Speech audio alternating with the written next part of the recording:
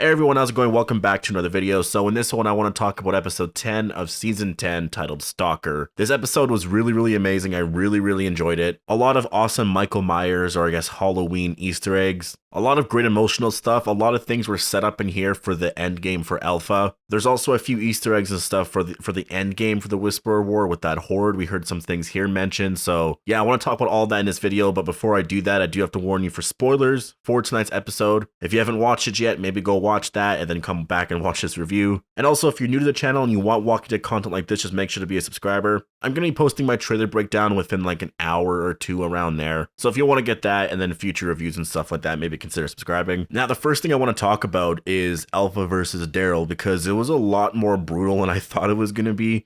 I kept thinking that we're going to get the fight and it was going to be a lot of fun. Usually fights in the show are a lot of fun, but I wasn't expecting what we got. It was like a very gruesome bloodbath. I mean, I know Daryl kind of has a little bit of plot armor. I mean, not kind of, he has a lot of plot armor, but at some moments there, I was wondering, I was like, oh, maybe not. Maybe he's going to die in this episode. I mean, they really got at each other, and it was just a lot of fun too, especially after what happened to Daryl in the mid-season premiere, right? After, I guess, the apparent loss of Connie. He's just very emotional. There's no Carol in this episode. Like, no, I guess we saw Aaron. We saw him at the end. He returned back to Alexandria from the cave and stuff like that. So we know that they all came back there. We don't know where Carol is. I imagine we're going to probably see her again in episode 11. She's probably just wandering around right now. She might run back into Daryl and Lydia, but I'm not quite sure. The point is, in this episode, we just followed Daryl. When Daryl went and just walked away, we followed where he went and he found Alpha. He actually found another entrance to the cave, which, I mean, it confirms that Connie and Magna could escape through that if they can find that entrance. So there is another way in. They can actually go and find them. And Daryl was going to go down there, but then he ran to Alpha and a few Whisperers. He took them out and then started fighting Alpha. And I really do like how the fight really made sense too, like physically and like mentally and everything. It was very honest. Daryl's a very skilled fighter at this point, and the way it was done with Alpha and her, like she had her gun, just the way it was choreographed, I really liked it. Daryl got like cut. He was blinded by the blood coming from the cut on his forehead. And at that point, Alpha just owned him. Like, he couldn't see anything. And I know a lot of people, or no, I shouldn't say a lot of people, but some people complain about the shots where you could see from their point of view, you see the blood and all that. But I actually really didn't mind it here. It really added to the moment because I think you actually kind of felt blind alongside with Daryl. I will say, and I hope this isn't too controversial, although I don't think it's going to be, I think this fight was actually a lot better than the fight with Rick and Negan at the end of All Out War. Just because that fight was cool, but it really wasn't that much of a fight. But this fight here with Daryl and Alpha, it was, I mean, just a lot of fun. There was a lot of cool things of dialogue said between Alpha and Daryl. I wasn't expecting a moment like this to happen in the second half of the season, but I'm really glad it did, and I hope we get more original material like this. I mean, that's what's so insane as a comic fan, to think that we would get Daryl and Alpha in a fight. So Daryl's fought both of them now. Daryl's fought Beta and now Alpha. Now it's just Negan's turn. Negan has to fight Alpha and then Beta. I don't think he's going to fight Alpha. He's probably going to kill her, so, you know, he'll get that, sure, but they've already been hyping that up this season. I think we're going to get that, but we're probably going to have to wait until later on this season, probably like episode 15, 16, probably 15, I would say. Also, I do want to comment on that really quick, because remember I said that episode 12 and 13 were switched. According to a lot of what people are saying, at least what I'm seeing online, that was always intended that way. I guess they were just shot out of order. I mean, we already know that. We knew that they were shot out of order, but apparently it was always intended to air this way. At least that's what I'm hearing anyway. So episode 12 was always going to be, I guess, an episode that featured the Battle at the Hilltop. 13 was always going to be Michonne's final episode. I'm guessing some of the reporting was a little mixed up on that. I'm not too sure. I don't know where the error was, but it could have been with all the filming stuff. It doesn't really matter anyways. It's just a small thing, but it's cool to know that it was intentional. So it seems like after this battle is when Michonne shows up. And so it is very possible that Michonne does say goodbye to our characters now, and we actually do get that. And then in episode 14, our characters are able to react, I guess, accordingly to what's going on with the Whisperer War, or to Michonne's exit, right? Just based on how she leaves. So before we get into the very last scene there with Lydia and Alpha and Daryl and stuff, I want to talk about Beta and Alexandria, because holy fuck, that was just, I think it's my favorite sequence of the entire season. I can easily say that. Coming out of the grave, and it was just him by himself too, which I think makes a lot more sense.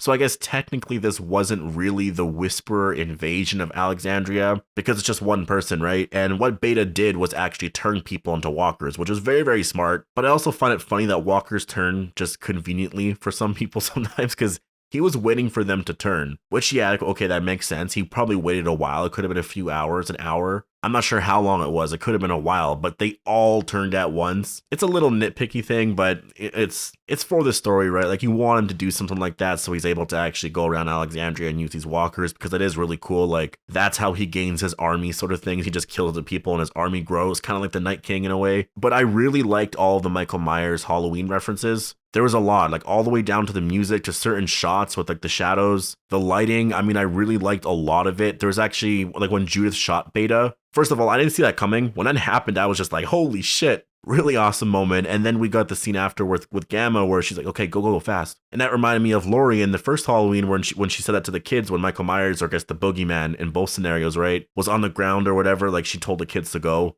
There was even a moment in the episode where Beta had like this slight head tilt. Obviously, Michael Myers is pretty iconic for doing that, right? So, I mean, I think they handled this very, very well. I'm so happy we have a sequence like this now with Beta. This is what we needed with this character. Before this arc is wrapped up, we needed something like this, and now we have it. I'll probably always go back to rewatch this because it was just really amazing. I guess it's probably because I love the movie Halloween. It's like one of my favorite horror movies of all time, and I love The Walking Dead, and so this was kind of a mix of both. Gabriel also survived, which is kind of interesting, but I don't think he's going to survive for too much longer. I still think he's going to be a death this season.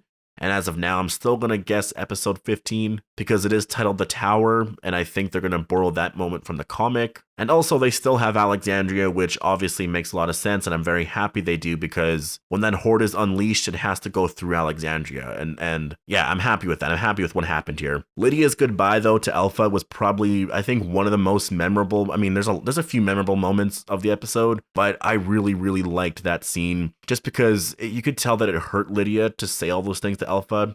Like, you understand Lydia, you know, she really doesn't like her mom. You see what she's had to deal with her mom, but it's still her mom, right? Like, she has a very, very hard time just saying all those things and leaving her. She couldn't kill her, though, but, you know, if she was going to die here and she just walked away, that was also fine. She just couldn't be the one to do it. And just what she said to Alpha and how much it hurt Alpha. I mean, Samantha Morton, I mean, Jesus, she is such a great actress. Like, I am a huge fan of hers. Lydia's speech to her, and just seeing her reaction, you know, when Lydia was like, I want to be human. They're not perfect, just human. Just how much it hurt her in that moment. I think she has now lost her mind fully, which is hilarious to say about Alpha, but I think she actually has. I think now she's like pure Alpha, I think, at this point. Like, she's literally like Frieza's final form, I would say, because she says at the end that she's not weak anymore and nothing can ever break her. I can't remember exactly what she said, but it was basically that. Like, she is not weak anymore. And she also said that the Horde will consume them, which is why in episode 11 we're gonna get that huge battle and stuff like that. But I thought that was interesting because, yeah, now we have some confirmation that, you know, this border does not matter anymore. This is, I mean, obviously it doesn't matter. We haven't, like, there's been no mention of the border. No one cares about it anymore. Like, they're in a fight now with the Whisperers, and so that's the next step now. Alpha's gonna unleash this huge horde. They're gonna attack the hilltop, so I imagine some of those zombies are gonna hit the hilltop, but that's where they're gonna hit first. We'll see what happens afterwards, but yeah, that horde is definitely coming. It's probably coming at the end of the season. We might see a little bit throughout, or here and there kind of thing throughout. We'll see what they do in episode 11. We're going to see how they set this up first, but it definitely is coming. I think in episode 11 or in 12, somewhere around there, Alpha is going to say something about attacking them with the horde. And I think Beta's going to hear this, obviously. Thus, when Alpha does die in episode 12 or in 14, I think that's where Beta is going to carry out her wishes. I think that's where he's going to get the idea to do that. As for my predictions for episode 11, I'll talk about this more in my trailer breakdown. I haven't actually even watched the trailer yet, so I can't really say for sure. But I think that we're going to get some battles set up. It is very possible that there's actually no battle at all, that everyone at the end is lined up, ready for battle. Episode 12 is going to be that. And so the whole entire episode is basically just set up for this battle, which I think makes a lot of sense because there's still a few things before we get into this battle that we need to learn. We need to learn more stuff about the Commonwealth. We need to learn more stuff about Rosita getting to the hilltop. We need more things there. There's Ezekiel's illness. We need to have them decide to go over there. And so I think we're going to learn a lot more about that in 11. 12 is going to be the battle. We're really not going to be able to focus on a lot of stuff. And then 13 is Michonne's final episode. Again, we're not going to be able to focus on really anything. And 14, we know Eugene is leaving for the Commonwealth at that point. So we need to find this out in 11. That's basically kind of my general prediction as of now. Again, I haven't watched the trailer yet, but I think that's probably what's going to happen. We could get some battling, who knows, but as of now, I'm thinking that it's going to be more setup, but I guess we'll find out. Overall, I really enjoyed tonight's episode. I mean, I wish I rated episodes. I wouldn't mind starting to rate episodes, but it is very hard because tonight's episode, I could have rated a 9, but there's a lot of other episodes I would have rated a 9 too, but I just preferred this one a lot more just because I like certain aspects to it. So that's why I don't rate anything. I'll just say, oh, I really like this one, I really like this one sort of thing, and I'll kind of maybe rank episodes here and there. But yeah, I would really recommend this episode. If you haven't watched it, definitely go watch it. If you haven't even watched The Walking Dead yet, maybe watch this episode. I think it'll probably get you into it because yeah, it was just a really great episode. But post all your thoughts down below. Let me know what you guys thought about the episode. Hope you guys all enjoyed the video. Make sure to be a subscriber if you want more Walking Dead content like this, and thanks for watching.